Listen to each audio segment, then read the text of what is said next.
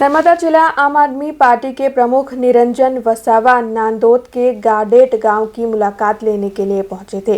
वहां पर उन्होंने जो नज़ारा देखा उसे देखकर वो चौंक गए।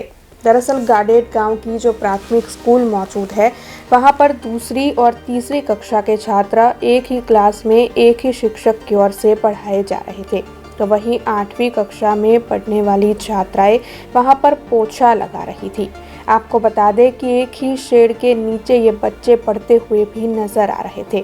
इस मामले के मद्देनजर नर्मदा जिला आम आदमी पार्टी के प्रमुख निरंजन वसावा और उनके साथ पहुंचे कार्यकरों ने काफ़ी दुख जताते हुए ये सवाल उठाया कि जहां पर विश्व की सबसे बड़ी प्रतिमा स्टैच्यू ऑफ यूनिटी का निर्माण करवाया गया है, वहां से 100 फुट दूर एक गांव में बच्चे ऐसी शिक्षा ले रहे हैं।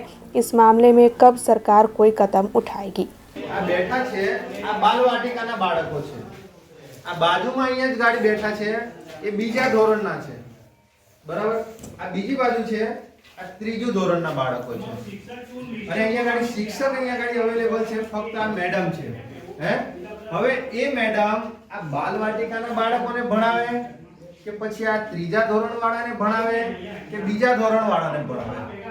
હે આ તમે જો શું ખરેખર આવનારા દિવસોમાં આજે આ બાળકોનું જે ભવિષ્ય છે, આ તમને લાગે છે કે આ પરિસ્થિતિમાં જો સરકાર આવી જ રીતે જો બાળકોને ભણાવશે તો આ વિસ્તારમાંથી કોઈ દિવસ કોઈ બાળક ડોક્ટર બને, કોઈ વકીલ બને, કોઈ એન્જિનિયર બને કે કોઈ क्लास 1 अधिकारी बनसे। अब खबरों से लगातार अपडेट रहना हुआ आसान।